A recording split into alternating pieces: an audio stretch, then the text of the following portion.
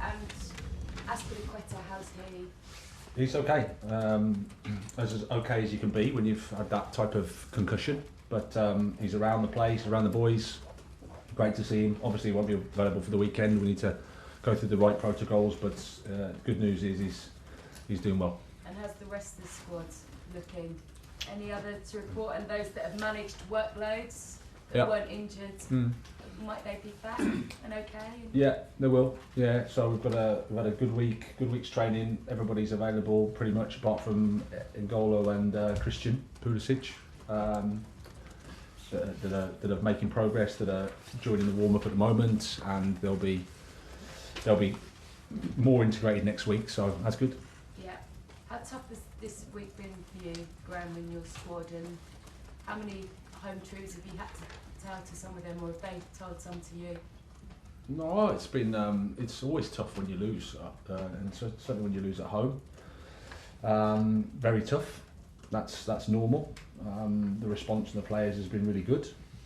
Of course, we've had conversations and one-to-ones, and we've talked, and we try to put things into perspective as well, because that's also important. But at the same time, yeah, it's been a tough week. What perspective is that? Well, you have to take two positions, which is it's not good to lose at home, and results haven't been good enough for us, and it's important to acknowledge that. At the same time, you've got to look at the third game in the week, where we're at as a squad, what we've had to endure this season, and why we are where we are, which is lots of factors. But at the same time, making sure you analyse the situation correctly and properly, and then demand more and better, because that's what we want. You just joked about a crisis meeting, and there obviously have been reports this week that you've had a message of support from the board. Have you spoken to them this week, and have they put their support behind you? Yes, I've spoken to them. Yeah, and it's the same as it's always been. There's always been support. I mean, I've been under pressure here for 4 months from you guys. Don't forget. So, I've constant. Have you spoken to the owners, and have you support? So that continues. They've been great. They've been brilliant. I think they also see where we're at the same time, frustrated because the results are where we are, and we have to do better. And you've obviously delighted that they are going to give you that time and be patient. Winning over the fans is something else. How do you go about doing that to make sure it doesn't become an issue for the owners? Well, I mean, supporters, rightly so, are upset because we lose at home to Southampton, and supporters care. So when they're upset, they let the feelings known, and we expect that. That's been naive of myself to think that that's not a fair response. I've had a lot of support from the supporters as well. And whilst everyone would agree that we're not happy with the current situation and the current position, there's a lot of people also that recognise where we're at and what's happened and what the challenges have been for us. So in the meantime, I know that I can't do anything now. There's nothing I can say that's going to make the supporters, if they are against us, with us. The solution is you have to win 4 matches. John Southall, 5 Live. Hi Graham, just a lot of the fans, how big an issue could that become? Because obviously you need time to build a side, but it's human nature, they want wins straight away. Well, yeah, some do, and some I think are fair and understand the position. Like I said, if you lose 1-0 at home to Southampton, who are bottom of the league, and you're Chelsea, then you expect fans to be critical and voice their criticism. That's fair. There's no point me saying that that's not right. That's completely okay. And then it's about, okay, but how do you analyse the situation we're in now? How do you analyse what's happened this season? Are the factors that bring us to this point? And then you have to consider those as well. And like I said, you've got to hold the both positions. The results haven't been good enough. 1-0 at home to Southampton isn't good enough. You're entitled to be angry. My sort of response is, I think there are also things that are a contributing factor to that result as well. So what would you say to them now? Would you say, just be patient? It is going to take a while. No, I wouldn't say anything. Like I said, I'm not here to convince them. My actions have got to convince them. The team has got to convince them. We've got to win football matches because there's nothing I can say. And how difficult is it, obviously, with the players that have come in, it's going to take time to blend aside, but you'll be the first to know, while you're trying to do that, you have to win games as well. Mm-hmm. How difficult is it for you? How tough is it? Well, it's really tough. Like I said, I think my quote is, it's probably the toughest job in football. That was a few weeks ago. And there are lots of factors for that. And again, if you just take the season, a suboptimal pre-season, speaking to a couple of the experienced guys, sort of thought it was the worst pre-season they've had for different reasons. It's not to blame anybody, for different reasons that happened. What kind of reasons were they giving for that? I don't think I want to speak about that. I think it's more just organisationally, it was for different reasons. The tour didn't quite work as well as they'd like, etc., etc. I wasn't there, so I can't say. But that was that's the thing. And there's a manager change. We've had old players that have left, new players come in, manager change. I turn up in the middle of a Champions League, Saturday, Tuesday. We have pretty much the most unprecedented injury situation in that period in the Premier League. I think we played Newcastle before the break. We had no Kepa, no Reece James, no Chilwell, no Cucurella, no Fofana, no Kante, no Sterling, no Loftus-Cheek after 2 minutes, and no Azpilicueta. We lost 1-0. But that was where we were at. World Cup. Then the club invests a lot of money in the squad, which does that to the pressure, does that to the expectation, and does that to the noise. But the players that we've got, they're not 28-year-old, 400 game Premier League players. They're young players that you need to take time to adapt to. And at the same time, the injury situation that we had, we have to try and adapt and get them up to speed to play in the Premier League. That's the position that we've been in. We thought we were making progress, and then we had a first half against Southampton, the third game in a week, returning from a Champions League game that was below par, and then the sky can fall in. That's essentially how I could also say these are some of the facts, inconvenient facts, if you just say, no, he's no use. But that's the situation. Just ask one more just on Aubameyang. What does the future look like for him, would you say, at the club? Does he have a future at the club? Yeah, he does. He's competing for a place in the squad.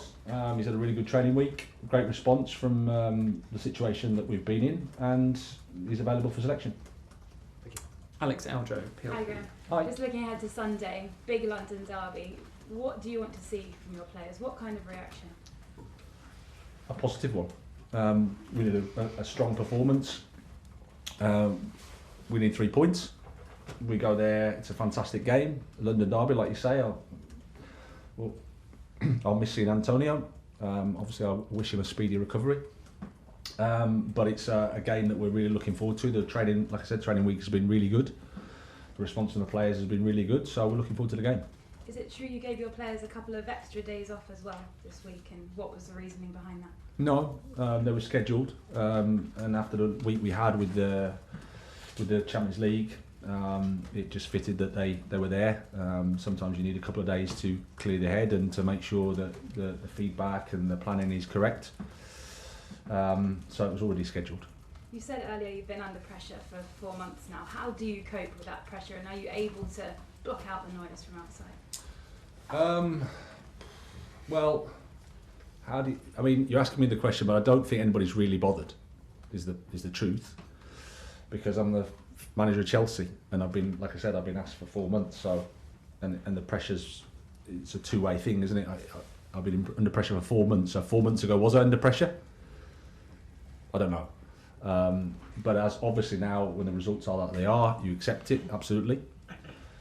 Why it's fascinating to see the process play itself out, and like I said, I've sat here for 4 months and answered questions about pressure, time, how much have you spoken with the owners, the same question every week. And I think that's just part of life in Chelsea. And then you have to accept the fact that when the results aren't like they are, then you accept criticism, and that should come, and that's fair. I think the mood in here has always been relatively positive and respectful. So, but it's not to say that it's easy at all. because your family life suffers, your mental health suffers, your personality, you know, it's hard, but you're not really bothered, huh? Really, that's just how it is. Martin Tyler, Sky Sports. Hi Graham, just Hi. one about football, Sure. which is what have you been able to do this week on the training ground, and does this involve a change in your setting up the team to improve the goal scoring, which has obviously been a disappointing part of the time you've been here? Yeah. Well, we've looked at a few things. Obviously, I don't want to articulate it too much because it will give our opponents something maybe to think about. But clearly, like I said before the Southampton game, I thought we've made some progress in terms of how we were playing. Dortmund, for example, the second half there in particular was probably as well as we've played. But the first half against Southampton was not good. But then we've made sort of 6 or 7 changes in the team that can change the fluidity, change the cohesion of the team. It makes it not so easy for the players, which obviously I take responsibility for. I thought the second half we should score, and sometimes there's a bit of luck. But from a training perspective, we've tried to work on being positive, acting well, you know, behaving well, behaving as a team that understands the responsibility, understands the position we're in, and you know, acts in a way that we should. Are there too many players afraid to mess at the moment? Is that a pressure being a Chelsea footballer, not just a striker? Anybody, I mean, Fulham I'm going to tonight, they've got 12 different goal scorers in the Premier League. Arsenal got 13. People to be stand up and be counted in that respect. Are you looking for that? Well, it doesn't matter who scores. The more goal scorers you have in the team, the better it is. As I've said before, I think my job, and we haven't done it as well as we'd like, is for the team to attack well. That chances are created from all over the pitch, and then you can score goals. As it is, we've made steps in terms of how we played. It's still not perfect by any stretch. But whilst you don't score and the XG is this and the reality is this, there's always a debate to be had. But I think my focus has always been how does the team perform better, how does the team attack better, and then I think with the quality of players we have, I think we'll score. Okay, last question, broadcast, Simon Johnson. Hey Graham, Hi. Just following on from Martin actually, during your chats with the players this week and the team, has that been something you've been talking about as a team, sort of how you can score more, and are you particularly frustrated that defensively only Newcastle have scored fewer, conceded fewer, so you know, you get goal scoring right and suddenly it kind of looks better for you? Yeah, and I think again, if you watch the Dortmund game second half, if you play that game 10 times, I think you score 7 or 8 out of 10, maybe 9 out of 10. Just we didn't. João Felix hit the bar and has a good chance in the first half as well. So that's positive. So, and again, sometimes you can go through little periods where it just doesn't go. There's lots of things just go against you, and you think, what's going on here? It seems to have been that way a little bit. But like I said, if we perform to the level we did against Dortmund, and if we perform to the level that we did at the start of the West Ham game, and we keep moving forward, I think we'll score goals because we've got the players that can do it. The quality's there. It's about when you integrate young players and new players into a team, it's not so easy just for everything to click. The most difficult part of the game is the attacking part of the game. So it's no surprise that maybe, you know, you have to work a bit with that. And again, with the situation that we've been in, players coming back from injury, it's to get that fluidity, to get that certainty in your attacking play. You know, it's a process. Did you talk about it at all though this week, like, as a group? Yeah, we've spoken about it. I've spoken about it with individuals and not, as a group in terms of how to attack against Tottenham. Really, to focus on that. Sure. Because the past is the past, and okay, we need to focus on the next game, which is Tottenham, and how can we attack well there against a team that doesn't give much away, defend with a back five, defend strong, defend deep, press high when they can. So we try to think about that. Okay.